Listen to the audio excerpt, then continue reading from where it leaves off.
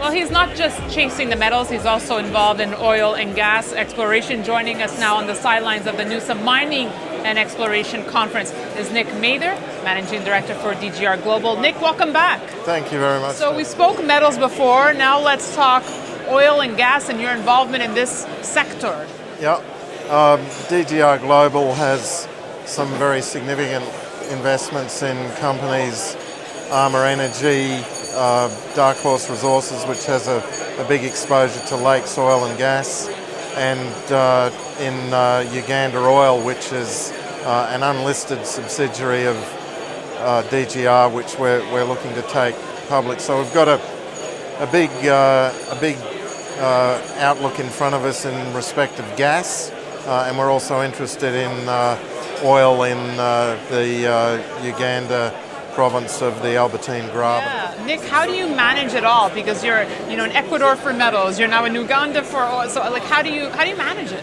We have different managers for each of these companies. So Roger Cressy runs Armour Energy, Dave Mason runs Dark Horse Resources, and Roland Sleeman, who's also on the Armour board, is the CEO of Lakes Oil. So we have different people who are the chief executives of these companies, and DGR is like the supportive major shareholder of all of these enterprises, and we like to focus on big projects, plenty of gas upside in Armour, and maybe 200 million barrel target in Uganda Oil that we're looking at.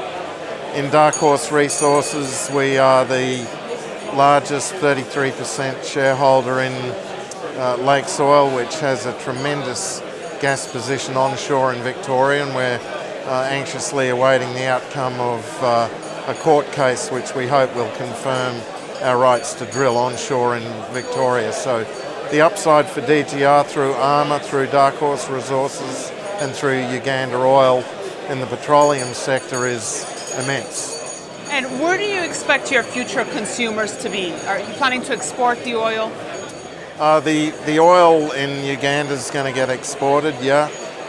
The oil production that we currently get from Armour's project on the Roma Shelf will be consumed locally. In fact, we get it refined in Brisbane at one of the major refineries there, the Caltex refinery.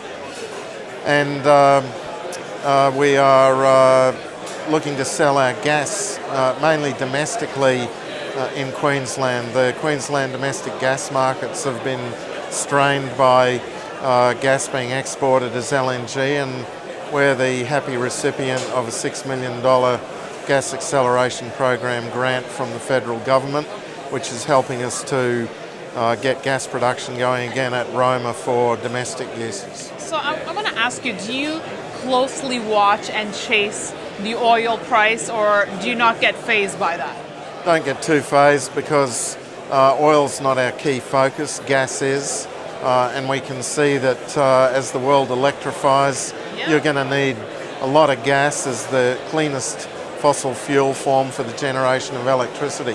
Whether it goes straight into electric vehicles or gets stored in a battery first, you've got to generate it somehow, and fossil fuel power stations are still the major form of power generation around the world. A lot of it coal at the moment, but we like to see the trend towards cleaner fossil fuel forms such as gas. So you're generally bullish on the sector?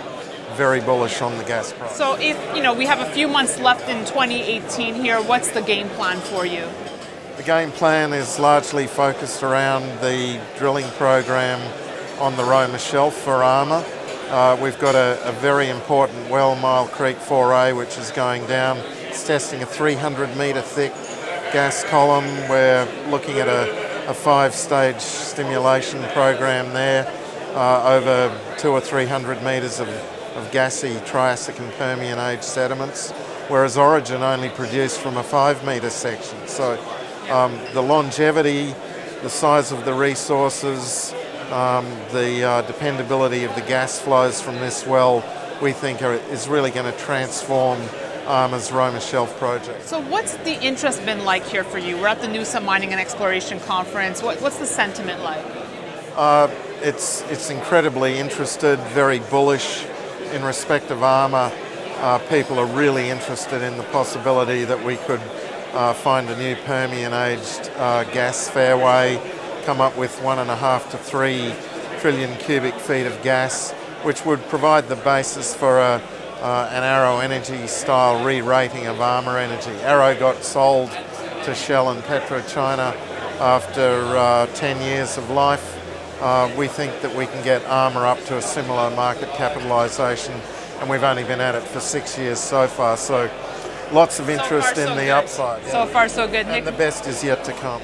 Nick Mather of DGR Global, thank you so much for joining us. Thank you very much. And Dave. thank you for watching. We'll have much more for you on Kitco.com. Thank you, Nick.